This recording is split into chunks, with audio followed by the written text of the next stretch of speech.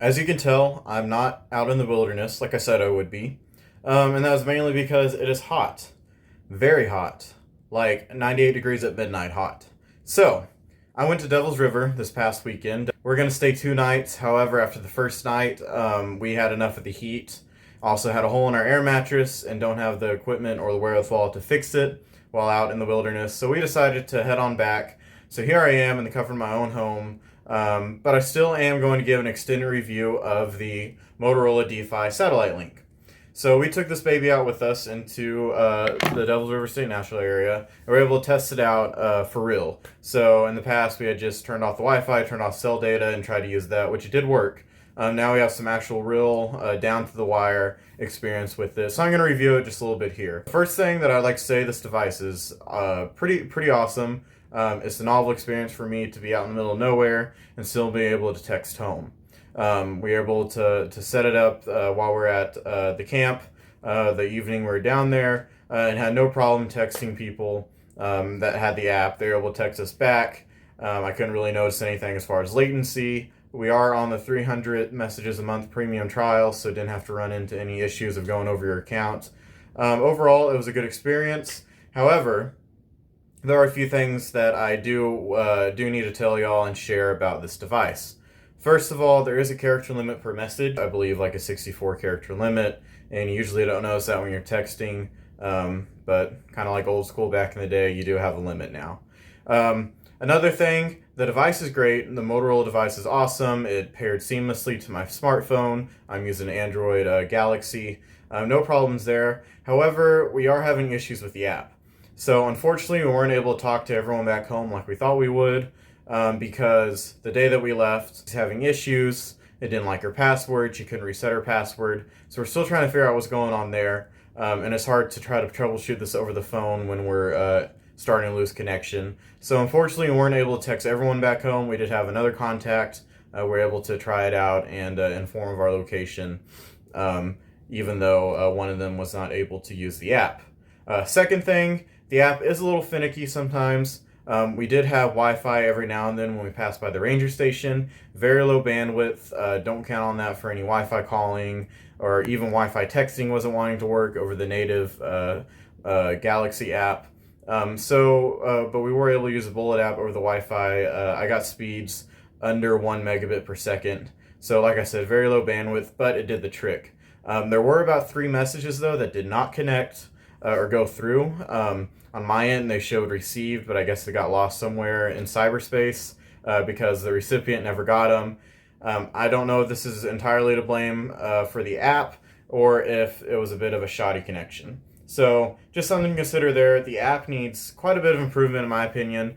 It's very basic, bare bones, which can be good, but also makes it hard trying to stay connected on it. Speaking of the device itself, it fared really well. It had a full charge when we went out there, and I used it for maybe about an hour total when it was on, and it's still at like 93 or 94%. So awesome battery life, especially if you don't use it too much. One thing I do have to say is this USB port cover was kind of scaring me a little bit. As you can see, it's not the tightest fit over the USB. It kind of comes loose easily, and you can see a little bit of a gap there. And so that kind of scared me a bit. We did take it on the river with us. However, we put it in a waterproof foam bag, which was in a waterproof duffel bag, so to speak, one of the ones that you fold up around the ends and put in the back of your kayak. So this was very well protected, waterproof. I just don't know how to fare on its own. I don't know if there's any way to fix this. It kind of seems like the plastic isn't quite big enough to fit here. And another thing too is I really don't know how hard it is to press the SOS button. You know, in the kayak we're getting jostled, turned around, flipped over sometimes. So fortunately it doesn't look like it got pressed accidentally. I'd like to see maybe if the app could have some sort of testing mode where you could test it out, see the buttons working, see if you can press it okay.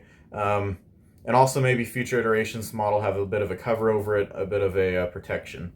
So a little iffy on the SOS button. Please be careful. They act like you can put it on the back of your bag. I'd be very hesitant to do that. I just don't know how much it takes to trigger a message.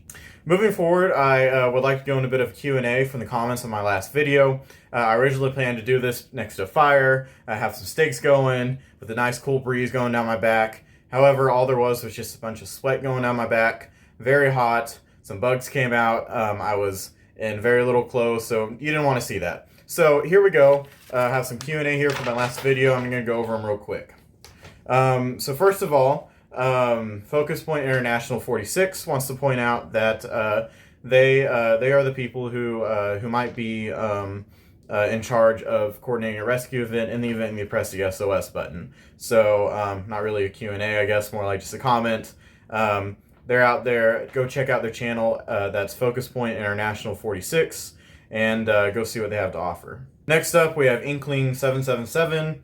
They say there's another benefit to this device. They say because the coverage includes much of Europe, you could use it while traveling from country to country without having to get a new SIM card.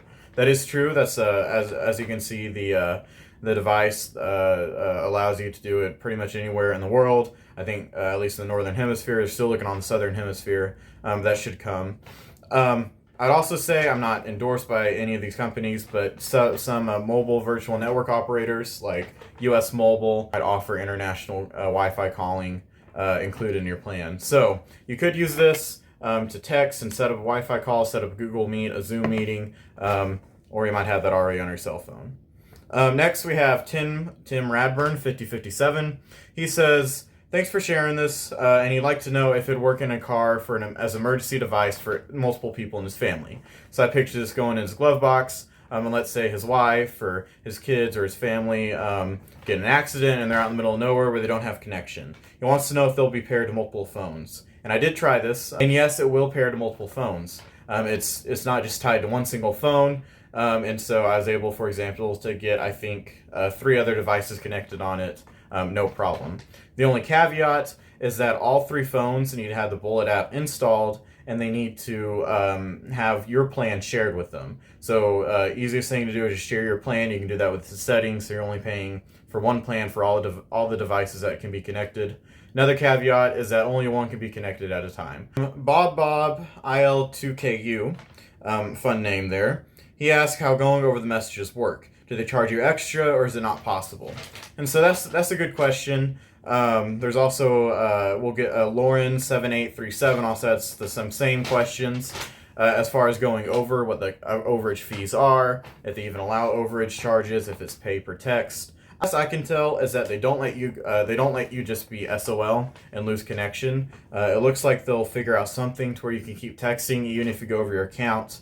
I unfortunately don't know if this will incur extra charges. I can only assume they will. They do have your credit card on file, so I can only assume it'll be pay per text after this, or if they'd automatically upgrade you to the next subscription level for that month. And unfortunately, I haven't been able to test that. I probably don't plan on testing that. I plan to stay within my 30 messages a month once I start the Essentials plan. But it looks like they're not going to leave you hanging. However, Lauren's 7837 claims that she contacted customer service and they will cut you off cold turkey if you go over. I cannot confirm or deny this, so I'm only going off of her word. She says she talked to customer service. I did not do that.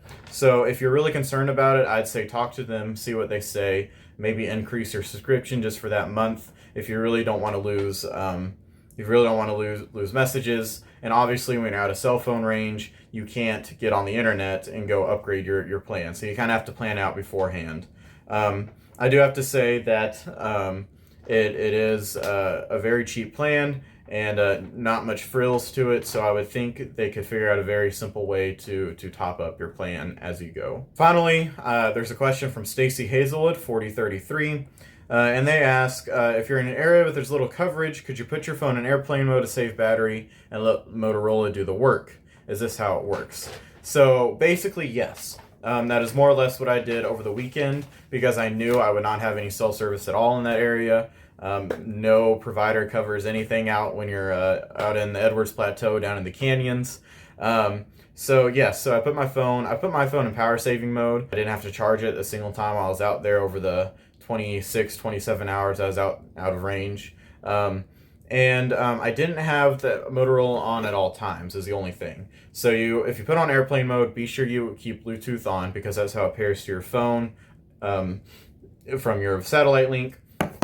And I turned mine on when I needed it to, so I wasn't going to be texting the whole time. That's not really my idea of going hiking, is always texting, mainly check in at certain points. So I personally just use a check-in. I said, okay, I'll check in at 8 p.m., I'll check in around 9, around 10, and then I'll also check in the morning, and then let all the texts come in that have been sent to me overnight or throughout the day, and then send out texts that I need to send. So I hope you found this helpful. I do apologize again that I'm not out in the wilderness. Just having 108-degree days, weeks at a time, a little rough on you. So hopefully you'll see some cooler weather. Maybe I can get back out into nature, make some more videos out on the trail, out in camp, and go from there. Hope you found that helpful. If you have any questions, please leave them below. Be sure to check out my first video where I do a more in-depth explanation of the device and the app.